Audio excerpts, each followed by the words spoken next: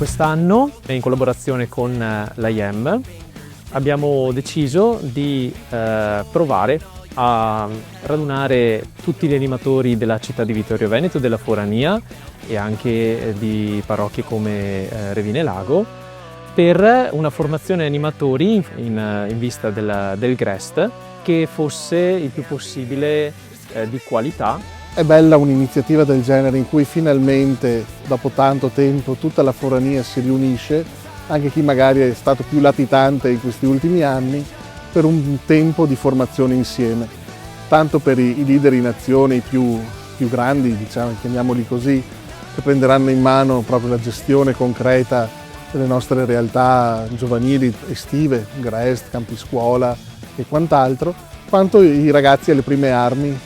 E una cosa che ho potuto vedere in questi giorni è proprio l'entusiasmo a livello generale. Sto vivendo questa esperienza per la prima volta, essendo il primo anno in cui organizziamo questo percorso in collaborazione con la IEM, e posso dire che è un'esperienza diversa dal solito, che cambia anche il punto di vista di alcuni di noi, dando punti di vista e spunti nuovi. Abbiamo fatto un percorso per i più grandi che abbiamo chiamato Leader in Azione e poi abbiamo fatto un weekend intensivo per i ragazzi e le ragazze che sono alla prima esperienza, li abbiamo riuniti tutti insieme e i grandi hanno fatto anche da formatori per i più giovani.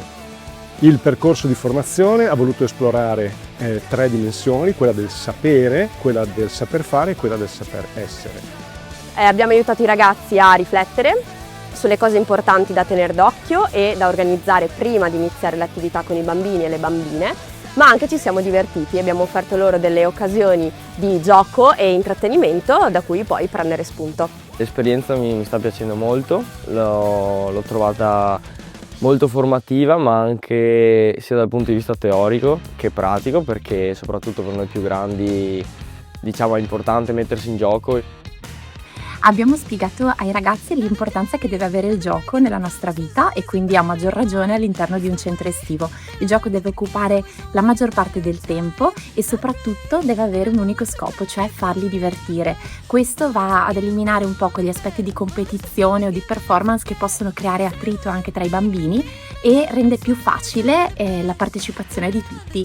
Il segreto è proprio ricordarsi, anche per noi adulti, cosa significa provare piacere quando si gioca, e questo aiuta molto a stare nella relazione con i bambini. Il fatto di fare anche un sacco di giochi che possono essere replicabili, così come darsi delle regole, darsi delle intuizioni su vari ambiti di quello che può essere un GREST, un centro estivo, e condividere poi tutte queste cose porta a allargare di molto quello che è il bene che può nascere. È la prima volta che ho fatto questa esperienza, mi è sembrata molto bella, molto creativa e mi è piaciuta con molto divertimento. È stato un momento anche di condivisione, di gioco, di bellezza condivisa e anche un modo anche per provare a comprendere il lato più profondo e più valoriale dei nostri GREST parrocchiali. Stiamo cercando insieme alle parrocchie di ricreare questa tradizione che è importantissima perché fa sentire tutti i ragazzi e le ragazze